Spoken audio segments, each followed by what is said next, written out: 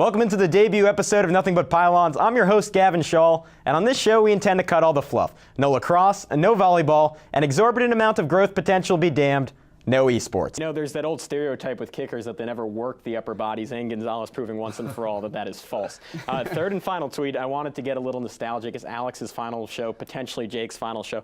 So I stuck with the senior who's also getting nostalgic, Cassidy Pickrell, volleyball star, her final game, saying she wants to re-enroll in Arizona State under an assumed name. So I asked you guys, Jacob Garcia, Klex Apariello, or AA Apariello, would you guys go through with this plan? Right, Sports Live's continued coverage of Arizona State baseball. I'm Gavin Schall, alongside Arizona State baseball reporters Colton Dodson, Bobby Kraus, and Colton, we're going to start with you. We're going to talk Arizona State starting pitching. They were really good at the beginning of the season, then Edward Bueno got hurt, the competition picked up, they were just in Corvallis taking on the third-ranked team in the country in Oregon State. What do you make of the struggles of late, and how do they fix it? Arizona State's women's basketball team strolled into Corvallis, Oregon last night, having won 15 games in a row.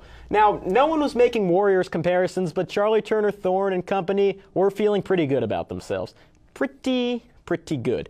Oregon State and sweet shooting senior Jamie Wisner put that noise to rest in a 67-44 romp. What went wrong?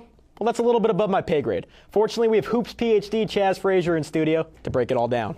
Now, Arizona State, a senior-laden group, they were playing the best basketball of their careers. Then they go into Corvallis, just get blown out. What happened? And let's roll number 2, that weird stick sport right here. Arizona State down by 1. That's a pocket pass. Zach Handy puts it away to tie up the game against San Diego State. But wait, still 15 seconds on the clock. Handy wins the faceoff, doing his best Marshawn Lynch impersonation. He doesn't care about defenders. He's fueled by Skittles. Taste the rainbow, Handy. So what I'm hearing from you, Chaz, is that this was a little bit of Oregon State playing over their heads and Arizona State having their worst game in a couple of months. That being said, when a team has a 15-game winning streak, it has a tendency to cover up flaws that otherwise might be visible. I need you to make them visible. Welcome into the Pac-12 digital stream. Gavin Schall alongside Troy Tauscher bring you all the action from the Arizona State Classic. Third place game coming up. It's Long Beach State taking on the Boston University Terriers.